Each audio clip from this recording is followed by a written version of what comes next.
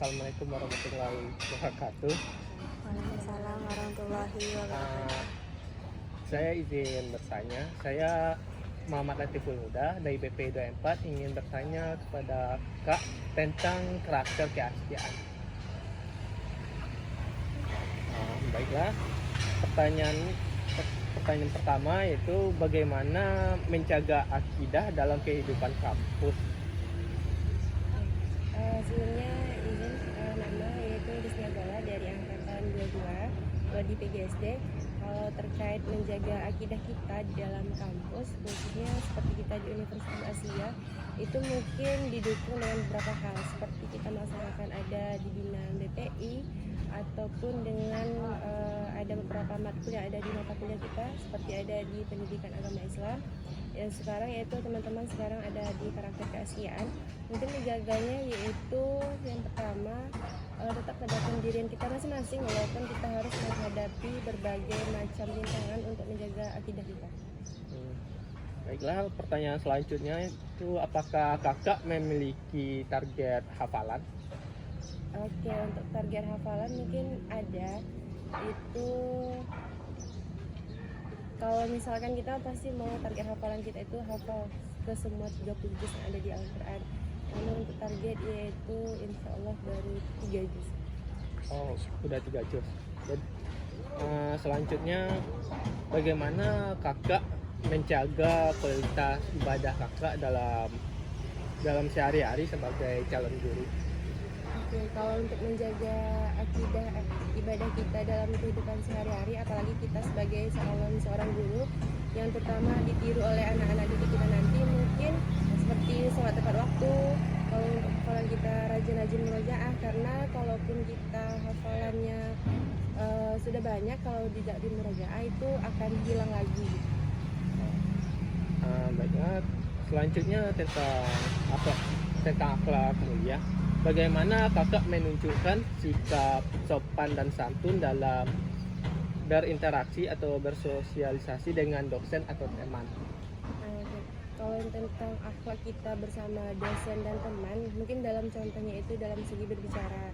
Kalau kita sedang berbicara dengan dosen, berarti kita tidak boleh memperhatikan dosennya.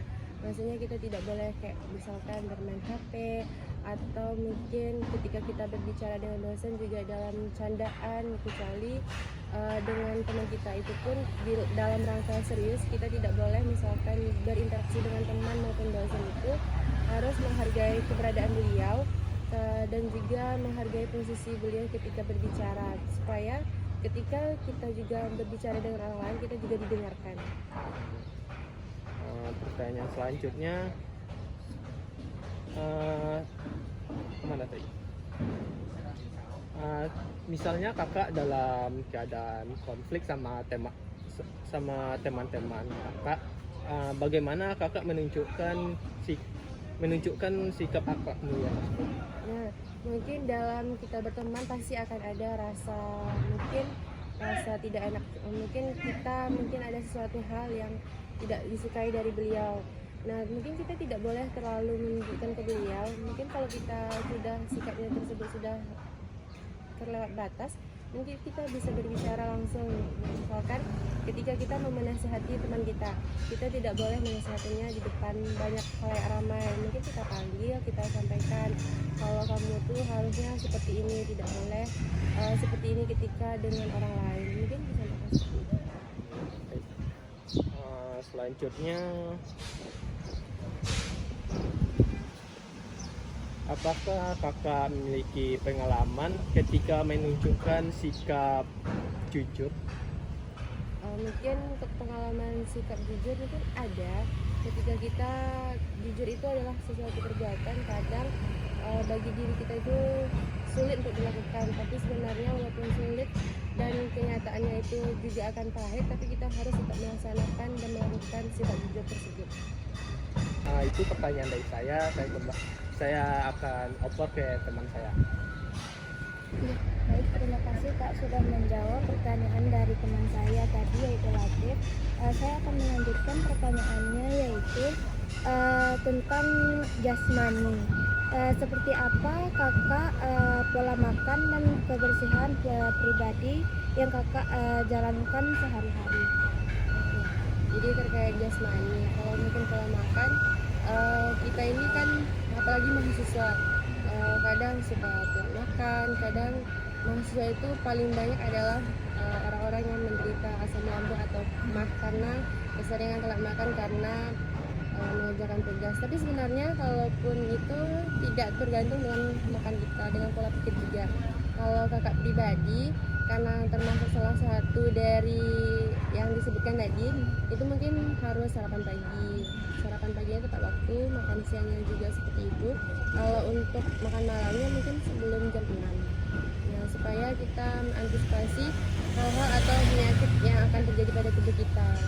Apalagi kita jauh dari orang tua. Selanjutnya, apakah kakak memiliki rutinitas olahraga sehari-hari? Kalau kakak pribadi mungkin kalau untuk olahraga itu mungkin kayak di pagi hari seperti senam kecil-kecilan kayak setelah pagi kan sebelum kita berangkat kuliah bisa sebelum mandi. Tapi mungkin kalau seperti lari sore itu mungkin ada palingan 2 kali dalam seminggu palingan. Selanjutnya, seberapa sering kakak melakukan olahraga seperti lari pagi atau lari sore tadi? Kalau lari pagi mungkin jarang ya, kecuali kakak ada jadwal kosong di kuliah. Apalagi sekarang kan sudah tidak terlalu karena mata kuliah sudah selesai, mungkin dalam seminggu tuh cuma sekali untuk di pagi, dan untuk di sore itu kadang mungkin kalau ada temennya bisa 2 kali atau lebih. Bagaimana kakak memastikan diri kakak tetap fit untuk menjalani aktivitas akademik? Nah, kalau kakak pribadi, karena di aktivitas akademik itu kan pasti banyak melakukan hal-hal gitu kan. Kalau kakak menjaganya seperti menjaga pola makan tepat waktu, kalau bisa kita seperti minum vitamin dan juga menjaga pola istirahat kita. Baik, selanjutnya ada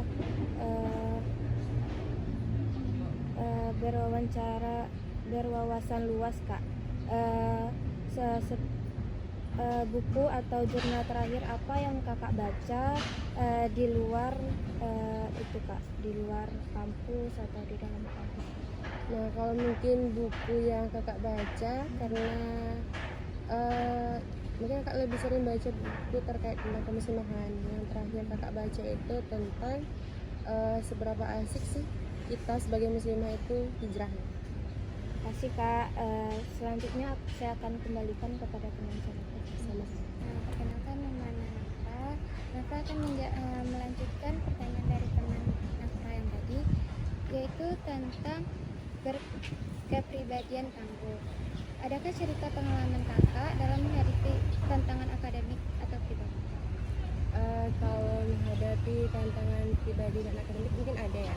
Seperti kita kalau dalam perkuliahan itu mungkin tantangan kita kayak kakak harus membagi waktu kita dengan organisasi.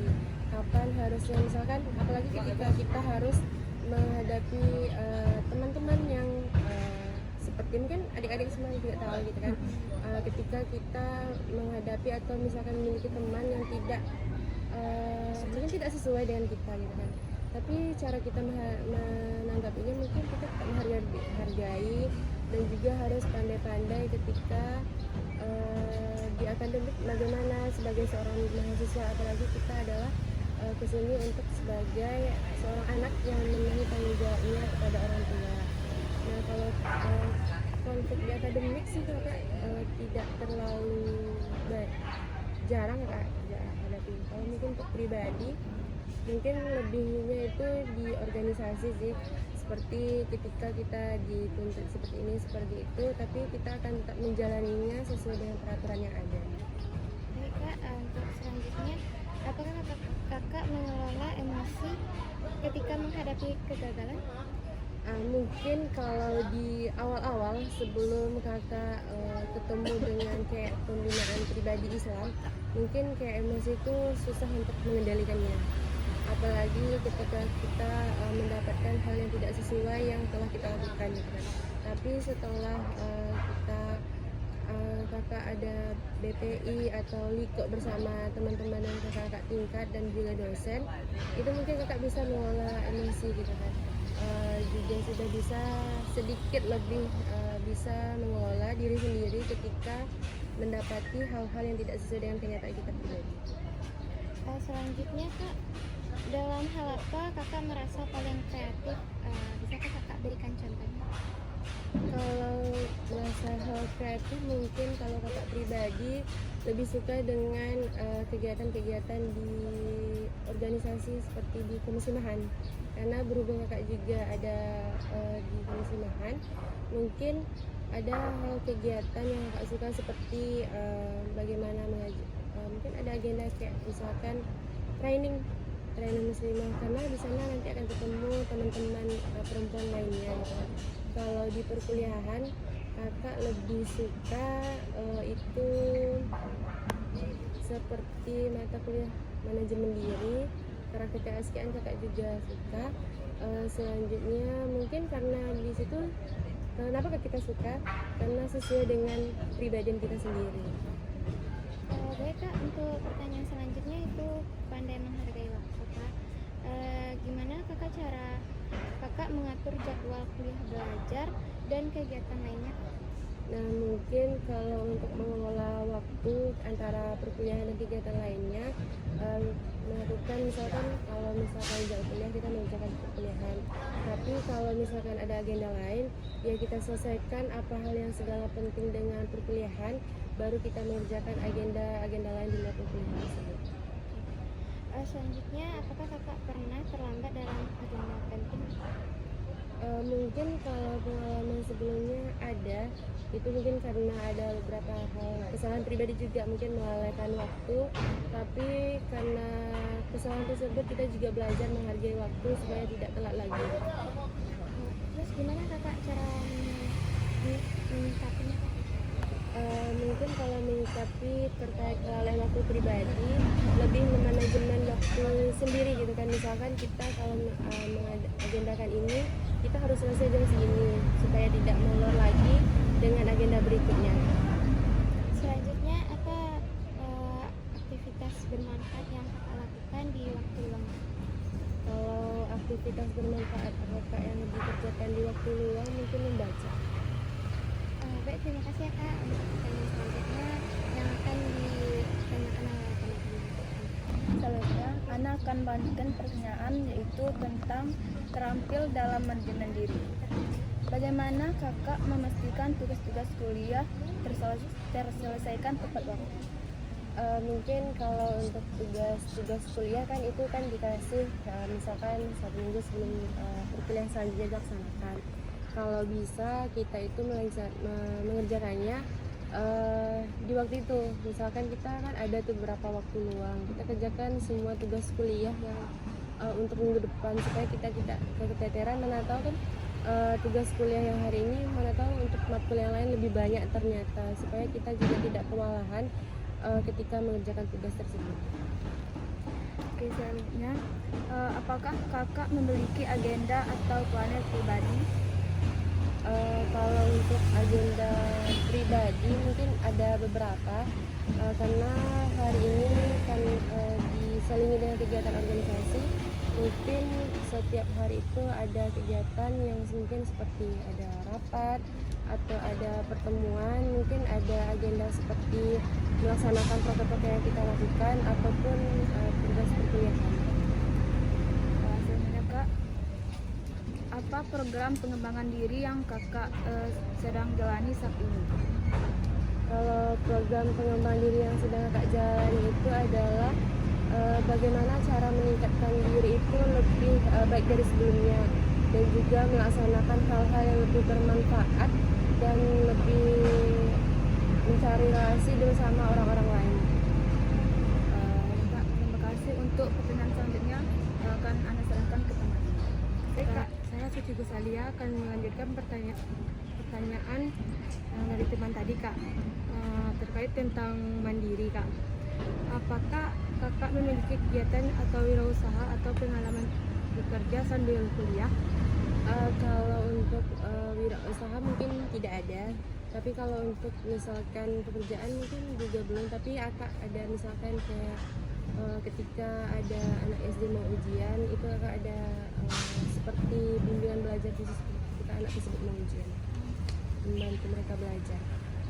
Oke kak, selanjutnya kakak ceritakan tolong pengalaman kakak tentang menyelesaikan masalah tanpa bantuan orang lain. Nah, mungkin ketika kita menghadapi permasalahan sebenarnya kita juga butuh bantuan atau support dari orang lain. Tapi ada kala posisi kita itu hanya harus menyelesaikannya seperti kita sendiri yang menyelesaikannya. Nah, mungkin kalau dari kakak pribadi cara menyelesaikannya itu ya tetap semangat, juga tidak kalah dengan permasalahan yang kita hadapi. Mungkin permasalahan kita itu sebenarnya adalah suatu hal yang untuk menguji kita agar bagaimana sih kita tetap bertahan ketika di posisi tersebut. Nah, kalau kita menyerah berarti kita tidak berhasil melewati ujian itu. Selanjutnya kak, apakah bentuk kontribusi proaktif kakak di organisasi kampus atau sekolah? Kalau bentuk kontribusi kakak, mungkin kakak sekarang ada di 2 lembaga, yaitu ada di MPN dan juga di LDK. Nah, bentuk kontribusi kakak yaitu menjalankan semua amanah atau agenda yang seharusnya memang kakak jalankan. Namun ketika ada agenda dari misalkan bidang lain juga terkendala, diusahakan bagi kakak itu membantu mereka melaksanakannya. Selanjutnya kak, terkait tentang rahmat bagi semesta kak. Pertanyaannya kak, bagaimana kakak menunjukkan kepedulian kakak terhadap lingkungan kampus dan masyarakat di sekitar kak? Kalau mungkin cara menunjukkan kepedulian kita kepada misalkan di lingkungan kampus itu misalkan ketika ada contoh kecilnya ketika ada teman kita sakit gitu kan, apakah kita akan membiarkannya? Mungkin kalau kakak itu akan mungkin dibawa ke tempat yang lebih nyaman untuk beristirahat, membelikan beliau sarapan dan juga mengasih beliau obat. Kalau di sekitar kampus sih berhubung dengan kita latar kita seperti adik tahu, mungkin ketika ada sesuatu hal yang menjanggal sebenarnya itu mungkin kakak tegas saja. Selanjutnya kak, dalam konteks toleransi, bagaimana kakak menyikapi perbedaan pandangan kak? Nah, sebenarnya kan kita ini semua memiliki pemikiran yang berbeda-beda. Pasti semua pendapat yang kita sampaikan atau pandangan kita miliki itu sama dengan teman kita. Nah, mungkin cara kita menghadapinya atau menanggapinya itu kita menghargai juga pendapat beliau, atau ketika pendapat kita tidak terpilih, mungkin pendapat teman kita itu yang menurut kita itu kurang bagus dan pendapat kita itu yang kata kita lebih bagus, namun yang terpilih itu adalah pandangan dari teman-teman kita. Mungkin kita menghargai pandangan tersebut karena pandangan yang telah disampaikan teman kita itu mungkin solusi yang harus dilakukan ketika permasalahan hari ini ada. Baik kak, selanjutnya pertanyaan terakhir kak. Itu kak, apa kontribusi sosial yang pernah kakak lakukan yang mencerminkan nilai kebangsaan dan profesionalisme kak? Kalau untuk mencerminkan profesionalisme kita, mungkin contohnya yang lebih simpel itu ketika kita di organisasi. Nah, ketika kita menghadapi suatu permasalahan dengan teman-teman kita di organisasi, kita menunjukkan kalau itu hanya akan selesai di lembaga tersebut. Di luar dari itu, kita akan kembali berteman seperti biasanya. Jangan sampai kita misalkan di organisasi bermasalah, nanti di perkuliahan kita nanti tidak bertegur sapa. Seharusnya kan kalau kita bermasalah di lembaga, kita harus menyelesaikannya di tempat tersebut. Sama juga seperti di perkuliahan, kalau ketika di kelas kita berbeda pandangan dengan teman kita, di luar kelas itu kita kan akan kembali berteman dengan dia. Kak, terima kasih ya kak atas jawaban kakak. Baiklah kak, itu semua pertanyaan dari kami semua.